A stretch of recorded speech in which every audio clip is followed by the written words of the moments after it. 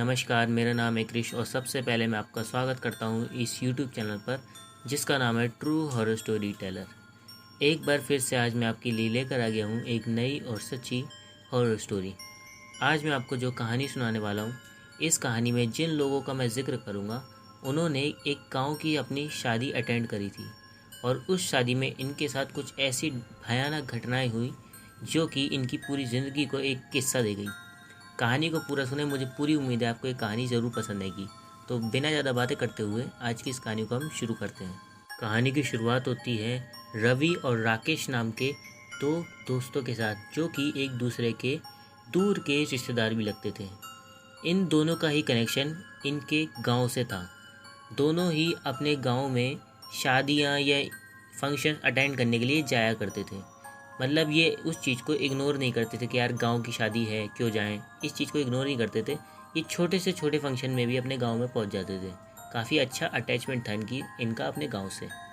तो होता यूँ ही है, एक बार रवि और राकेश इन दोनों की फैमिली को और इनको गांव में एक शादी के फंक्शन के लिए इनविटेशन आता है। तो जैसा कि मैंने आपको बताया, ये लोग हर फंक्शन में पहुंच जाते थे।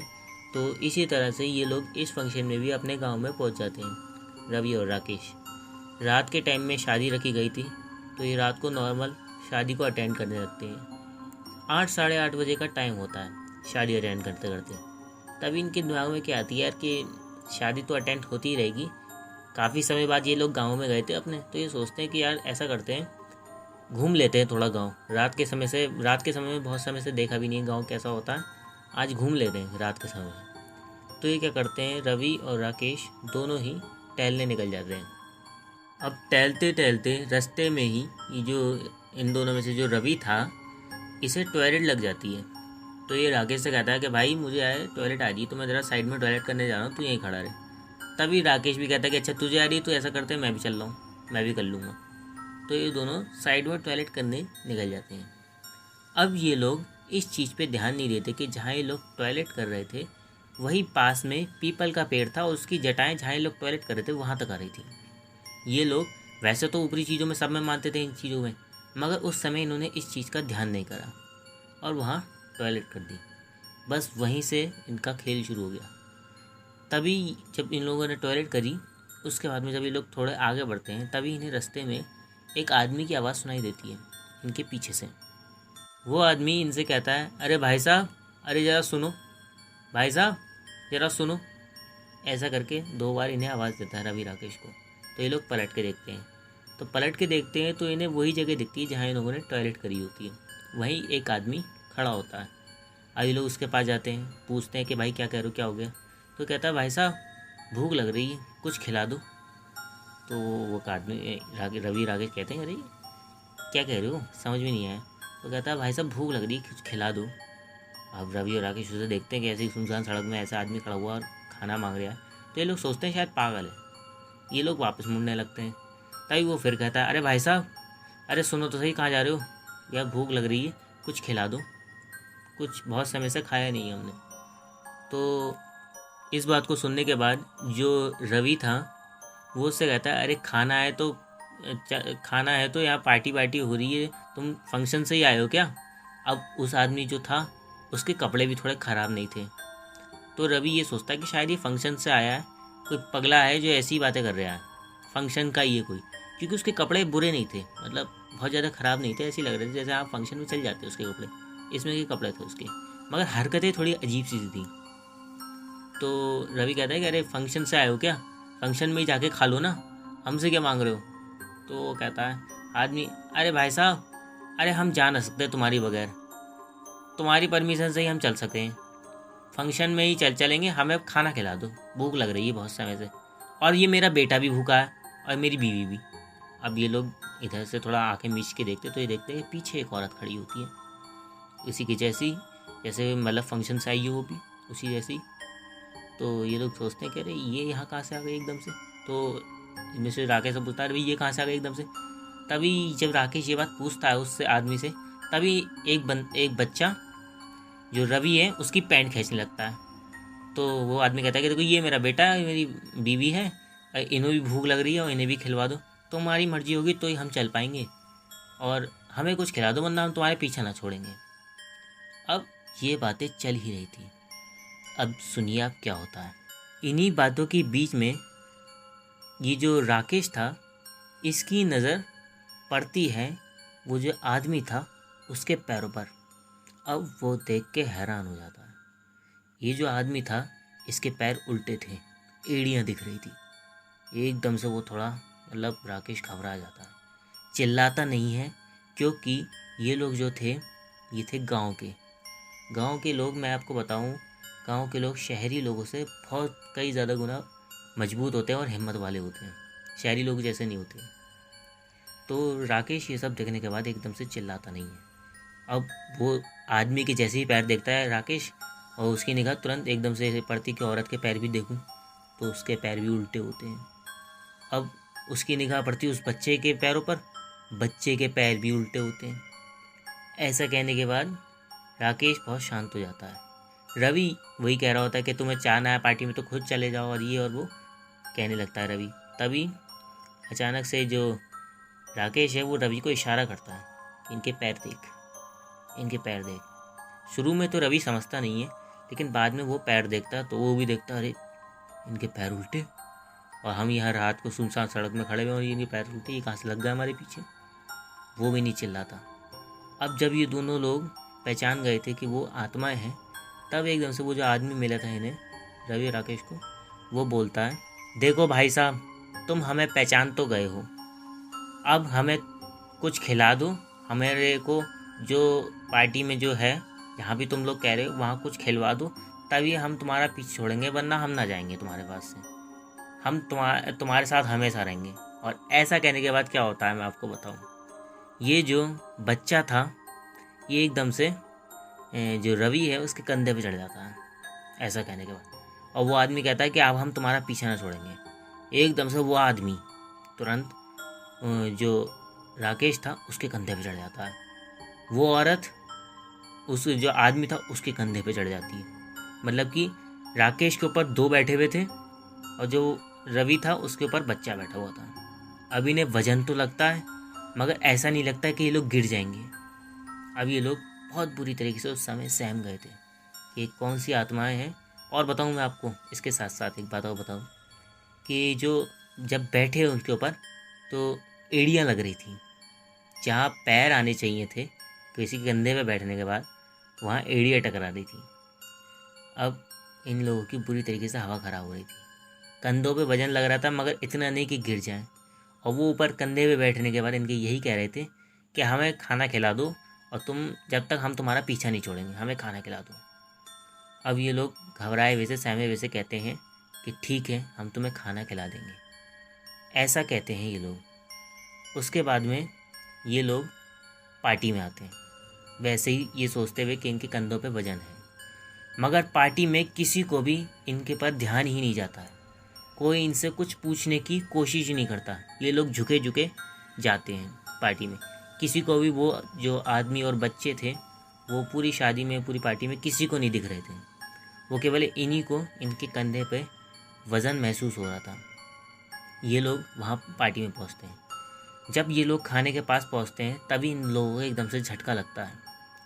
उसके बाद में इनकी आँख खुलती है तो एक टेबल पे बैठे हुए होते हैं, जहाँ बहुत सारी खाली थालियाँ पड़ी होती हैं।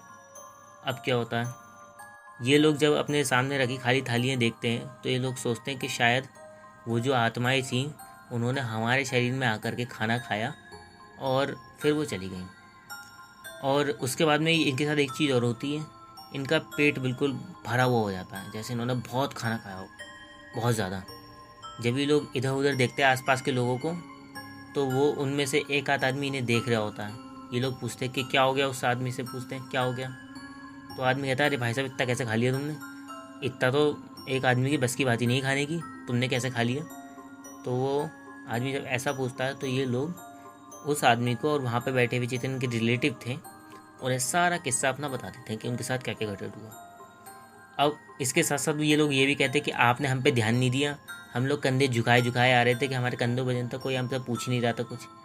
तो भाई वो लोग कहते हैं, अरे भाई साहब, हमें क्या पता है, ऐसा कोई परेशानी में फंस गए तुम गाँव में, यहाँ पे तो तुमने कुछ गलती गई होगी जब ही फंसे होगे। अगर हमें पता होता हम जरूर तुमसे कुछ ना कुछ पूछते। खैर उस समय बात रफा दफा हो जाती है। इन लोगों को ये लगता है कि शायद वो जो आत्माएं थी उनकी ख्वाहिश होगी खाने पीना खाने की, और वो खा करके और हमारा शरीर छोड़ करके चली गई। मगर इनके साथ ऐसा नहीं हुआ था। अब क्या होता है, ये लोग शादी अटेंड करके वापस शहर वापस आ जाते हैं। शहर वापस आने के बाद ये लोग नॉर्मल अपने दिन बिताने लगते हैं। एक आध दिन बीतता है शहर में। उसके बाद में एक दिन ये लोग रात को उठे होते हैं, तभी इन्हें वापस से ऐसा लगने लगता है कि इनके कंधे पर वजन है। दोनों अपने अपने घर चले गए थे, मगर दोनों के साथ यही घटना घटती है। दोनों को ऐसा लगने लगता है कि इनके कंधों पर वज़न बढ़ गया है और इनको भारी भारी सा लगने लगता है। मैं आपको एक बात और बता दूं कि आप लोगों को ये लग रहा होगा कि कंधों पे ही क्यों चढ़ी है ये सब चीज़ें। इसका एक कारण होता है, जो प्रेत होते हैं ना, प्रेत के बारे में अगर आप पढ़ोगे तो वो कंधे पे ही लटकता है। अगर आपने थोड़ा बहुत भी मतलब इसमें ध्यान दिया होगा या कुछ पता ही करा होगा यूट्यूब पे भी, तो अगर आप पता करोगे तो आपको ये समझ आएगा कि प्रेत जो होता है वो कंधे पर लटकता है, किसी पर भी हावी होना होता है उसे। तो ये लोगों को यही लग रहा था कि इनके कंधे भारी हो रहे हैं रात के टाइम में। अब इन लोगों के दिमाग में सीधे उस दिन का किस्सा आ जाता है। खैर ये उस समय रात के समय में किसी को नहीं बताते और दोनों ही शांत रहने की कोशिश करते हैं ताकि घर में हल्ला ना कट जाए कि क्या हो रहा है। अगले दिन सुबह होती है। सुबह होने के बाद ये लोग पूरे फैमिली मेम्बर्स को बताते हैं। फैमिली मेम्बर्स थोड़ा बहुत घर में रखा हुआ ही इलाज करते हैं, टीका वीका लगाते हैं, पूजा पाठ करते हैं, मगर इससे इनको छुटकारा नहीं मिलता है।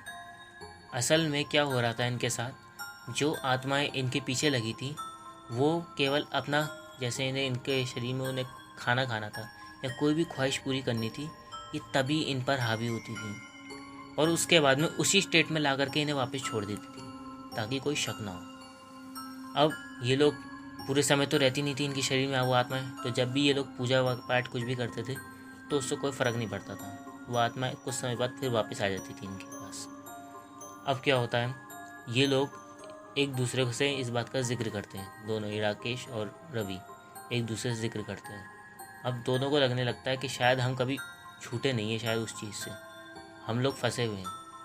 इसके साथ साथ इनके साथ एक चीज़ और होने लगी थी, दोनों की ही अपने अपने घर पर डाइट बहुत बढ़ गई थी। दोनों की घर में ये शिकायत थी कि तुम 15-15, 20-20 रोटियाँ कैसे खा लेते हो। एक आदमी की इतनी बस की बात नहीं होती, 5-6 खा लेता है, ज़्यादा से ज़्यादा 8 खा लेता है, बहुत खा ली तो उसमें भी पेट फट जाता है उसका। तुम लोग 15-15, 20-20 रोटियाँ कैसे खा रहे हो। दोनों के ही घर पे ये शिकायत आने लगी थी।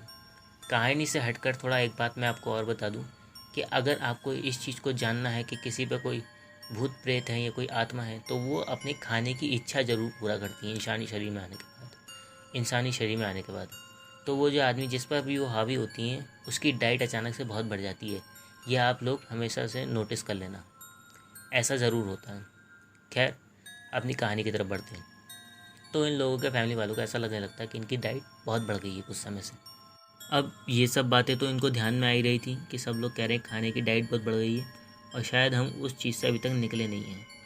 तो ये लोग क्या करते हैं, दोनों राकेश और रवि साथ बैठे होते हैं। तभी इन्हें ध्यान आती है इनके गांव में ही एक गुरुजी की, कि वो आत्माओं को उतारते थे। इन लोगों को, वो जो गुरुजी थे वो इन लोगों को बिल्कुल भी नहीं जानते थे, ना इनका कोई टर्म्स थे उनसे। फैमिली के जानते हो उन्हें, गांव में जब रहते हो, दोनों ही नहीं जानते थे उन गुरुजी को। मगर इन लोगों को इतना पता था कि वो आत्माएं उतारते हैं और कभी कोई ख़ास ये नहीं, मतलब किसी को बताते नहीं कि मैं आत्मा उतारता हूँ, ऐसा मतलब प्रसार नहीं करते इस चीज़ का। बस कोई आता है कठिनाइयाँ लेकर तो उसका हल कर देते हैं। ऐसे गुरुजी इनके गांव में रहते थे। तो इन्होंने उसकी ध्यान आती है, उन गुरुजी की ध्यान आती है। ये लोग सोचते हैं कि उन्हीं के पास चलते हैं। अब इन लोगों का प्लान बनता है कि अगले दिन सुबह के टाइम में निकलेंगे गांव में और उनके पास पहुंचेंगे। अब ये लोग अगले दिन सुबह सुबह उठ जाते हैं। सुबह सुबह उठने के बाद ये लोग नहा धो के सबसे पहले अपने गांव की तरफ को निकल जाते हैं। गांव का रास्ता जो था इनका शहर से करीब 1-1.5 घंटे का था। 1-1.5 घंटे में अपने गांव में पहुंच जाते हैं। गांव में जाने के बाद ये लोग अपने उन गुरुजी को ढूंढते हैं, तो उन्होंने अपना घर चेंज कर रहा होता है। खैर इस चीज़ को ज़्यादा ना कहते बता दूँ, वो सीधे उनके घर पहुंच जाते हैं। थोड़ा इस बीच में बातचीतें होती हैं, इसे मैं कट कर रहा हूँ। तो ये लोग डायरेक्ट जब अपने गुरुजी के पास पहुंच जाते हैं तब क्या होता है, गुरुजी जैसे ही दरवाज़ा मतलब ये लोग दरवाज़ा खोलते हैं और गुरुजी जैसे ही इन्हें देखते हैं तो कहते हैं, अरे रवि और राकेश, बड़े दिनों बाद आए, और ये कंधे पे किन्हें लाद लिए आए हो अपने, ये कहाँ से लग गया तुम्हारे पीछे। अब ये जैसे ही वो कहते हैं गुरुजी, ये लोग एकदम से मतलब सहम जाते हैं कि कंधे बैठे हुए हैं, और गुरुजी समझ गई इस चीज़ को सुन करके बहुत खुश हो जाते हैं दोनों कि हमारा इलाज मिल गया। गुरुजी पहली बार में ही समझ गए, हमें बताने की ज़रूरत नहीं पड़ी। अब ये लोग सहमे सहमे वहाँ जा कर के बैठ जाते हैं कि कहते हैं कि गुरुजी आपका पता तो होगा ही सब कुछ हमारे साथ क्या हुआ। बोले हाँ हाँ, दोनों लाद के लाए हो कंधे पर, ये तो एक के कंधे पे राकेश कंधे पर दो बैठे हुए हैं, हमारे कंधे पे बच्चा बैठा हुआ है, सब पता है मुझे। और ये वहीं से लगे होंगे तुम्हें, तुमने कुछ ना कुछ गलती करी होगी, क्या करी बताओ। तो ये लोग बातों बातों में बताते हैं कि हमने कुछ भी नहीं करी है गुरुजी, बस वहाँ पर टॉयलेट करी थी और उसके बाद में हम निकले तभी पीछे से आवाज़ आ गई इन लोगों की। तो उसके बाद में गुरुजी कहते हैं, बेटा बेटा तुमने टॉयलेट ही गलत जगह कर दी होगी, इसलिए शायद तुम्हारे पीछे लग गए प्रेत। खैर गुरुजी कहते हैं कि उसका चलो कोई बात नहीं, इतनी कोई परेशानी वाली बात नहीं है, ये तुम्हें कठिनाई है तो नहीं पहुंचा सकेंगे, ये उसमें के नहीं है जो मार दें किसी को, उसमें के नहीं है ये। मतलब इतना गुरुजी समझ जाते हैं कि इनमें इतनी शक्ति नहीं है कि किसी को मार सके, बस ये अपनी ख्वाहिशें पूरी कर रहे हैं तुम्हारे ज़रिए, डरा के सहमा के भले ही मार दें मगर हाथों से नहीं मार पाएंगे तुम्हें कभी भी। इतना गुरुजी समझ जाते हैं। उसके बाद में गुरुजी कहते हैं कि चलो इलाज करते हैं इनका। सुबह सुबह का तो टाइम हो ही रहा था उस समय, तो गुरुजी कहते हैं कि कुछ कपड़े लाए हो अपने साथ। तो राकेश और रवि कहते हैं कि नहीं गुरुजी, कपड़े क्यों लाएंगे, हम तो जो पहने में यही पहन करके आ गए। तो गुरुजी कहते हैं कि चलो मेरे साथ। गुरुजी इन्हें लेकर के जाते हैं और इन्हें एक एक जोड़ी कपड़े दिला देते हैं और इनसे कहते हैं कि ऐसे कंधे में टांग लो बैग में और चलो मेरे साथ। गुरुजी इन्हें पास की एक गंगा जी में ले जाते हैं, गंगा जी के पास ले जाते हैं, और गंगा जी में के पास ले जाने के बाद इन दोनों से कहते हैं कि सामान सब यहीं रखो और जरा झाँक के देखो गंगा जी के उसमें रिफ्लेक्शन जो होता है ना, वाटर रिफ्लेक्शन, पानी का जो वो दिखता है, जिसमें अपना वो दिखती है परछाई कह लो या जो भी कह लो, खुद को देख लेते हैं जो, उसमें वाटर रिफ्लेक्शन में ये लोग क्या, वो जो गुरुजी कहते हैं कि खुद को देखो इनसे। तो ये लोग देखते हैं तो इन दोनों को अपने कंधे पर वो लोग बैठे हुए दिखते हैं। अब ये लोग एकदम से पीछे हट जाते हैं घबराए हुए से। तो गुरुजी से कहते हैं राकेश रवि, अरे गुरुजी हमें दिख रहे हैं वो इसके अंदर, अरे दिख रहे हैं, अच्छा। तो राकेश रवि कहते हैं कि गुरुजी क्या इलाज क्या है। बोले कुछ नहीं, भोले बाबा का नाम लो, हर हर गंगे बोलो, डुबकी में लगा दो 3, सब ठीक। अब राकेश और रवि कोशिश भी करते हैं डुबकी लगाने की, पानी में घुसने की, इनकी हिम्मत नहीं पड़ती। इनके शरीर में कुछ ऐसा कर देती है वो आत्माएं कि इनकी हिम्मत नहीं पड़ती पानी में घुसने की, कूदने की उसमें। और एक चीज़ और थी इस चीज़ में, इन्हें कूदना भी खुद के बेस पे था, ये नहीं कि एक दूसरे का हाथ पकड़ के कूद जाएं या कुछ भी करके कूद जाएं किसी के सहारे ना, इन्हें खुद ही कूदना था, खुद ही की हिम्मत से। ये अगर खुद से नहीं कूदते तो नहीं होता, कुछ गलत हो जाता। तो गुरुजी ने कहा, बोले भाई तुम्हें ऐसे ही कूदना पड़ेगा। अब इन लोगों को बहुत डर लगे कूदने में। इन्हें बात बात पे जब ये लोग कूदने की थोड़ी ट्राई करें और पानी में देखें तो इन्हें वही लोग पीछे कंधे पे बैठे हुए हंसते हुए दिखें, मुस्कुराते हुए दिखें। इन लोगों को देखकर इन लोगों को बेर बेर डर लगे इसे देख करके। अब ये लोग क्या करते हैं, थोड़ा पीछे को आने लगते हैं कि सोचते हैं कि कूदें कूदें कूदें कूदें, ऐसा ये लोग सोच रहे होते हैं। तभी गुरुजी का पीछे से धक्का लगता है दोनों को एक साथ, सीधे ये दोनों पानी के अंदर। और पानी में घुसते ही इन दोनों के अंदर से जो भी चीज़ थी वो सीधे ऊपर, जो उसकी मंजिल थी, जो भी आत्माएं थी वो सीधे ऊपर। अब गुरुजी से पूछते हैं ये लोग, अब क्या करें गुरुजी। बोले कुछ नहीं, लगाओ 3 डुबकी और नहाओ और आ जाओ। अब ये लोग वही करते हैं जैसा गुरुजी कहते हैं, 3 डुबकी लगाते गंगा जी में, गंगा जी से निकल के बाहर।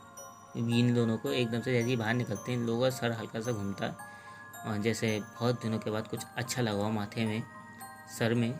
और उसके बाद में ये लोग ऐसा महसूस करते हैं जैसे बहुत ज़्यादा कंधे ढीले हो गए, बहुत ज़्यादा आराम मिल गया पूरी बॉडी को, दोनों को ही ऐसा महसूस होने लगता। उसके बाद में ये लोग अपने गुरुजी को प्रणाम करते हैं, उनसे कहते हैं कि आपने हमें बचा लिया, और गुरुजी को उनके घर वापस छोड़ते हैं और ये लोग वापस अपने घर आ जाते हैं। उसके बाद में इन्होंने अपने साथ का जो भी किस्सा इनके साथ घटित हुआ इन्होंने अपने पूरे परिवार वालों को ही बताया। ये परिवार वालों ने इनसे ये भी कहा कि अरे आपके तुम्हारे साथ इतना सब कुछ हो रहा था, तुमने हमें क्यों नहीं बताया अभी तक। बोले ये दोनों कहते कि अरे जब तक आपको बताने की बात आई तब तक गुरुजी ने हमें ठीक कर दिया, तो हम बताते क्या, अगर इससे आगे कुछ बढ़ता तो हम आपको ज़रूर बताते। ये लोग ऐसा सब कुछ अपने पूरी फैमिली को बता देते। उसके बाद में इनकी पूरी ज़िंदगी भर इन लोगों को ये किस्सा जो इनके साथ गाँव में घटा इन्हें याद रहा। उसके बाद में भी ये लोग अपने गांव में कई बार गए, मगर इन लोगों को ये लोग कभी भी उस रास्ते पे जहाँ से ये लोग फंसे थे वहाँ से अकेले कभी नहीं निकले। ज़्यादा लोगों में भले ही निकलते थे, अकेले ये दोनों कभी नहीं निकले उस रास्ते से। और इसके बाद इनकी पूरी फैमिली नॉर्मल हो गई और कोई इन लोगों को चिंता नहीं रही। मगर ये किस्सा इनकी लाइफ में हमेशा के लिए बन गया, इनकी याद हमेशा के लिए ये किस्सा बन गया। और इसी के साथ आज की ये कहानी हमारी यहीं पर समाप्त होती है। अगर आपको ये कहानी अच्छी लगी हो, थोड़ी सी भी एंटरटेनिंग लगी हो, तो लाइक शेयर कमेंट ज़रूर करना। और इसके अलावा आप ऐसी कहानी और भी सुनना चाहते हो और ये कहानी अच्छी लगी है तो इस चैनल को सब्सक्राइब कर लेना। और एक बात मैं और आपसे कहना चाहूँगा कि अगर आप हॉरर फैक्ट भी सुनना पसंद करते हो तो आप शॉर्ट्स में जा कर के देख सकते हो, मैं वहाँ हॉरर फैक्ट अपलोड करता हूँ, आप उन्हें भी जा कर के ज़रूर सुनें, वो भी आपको ज़रूर पसंद आएंगे। अपना समय हमें देने के लिए आपका बहुत बहुत धन्यवाद।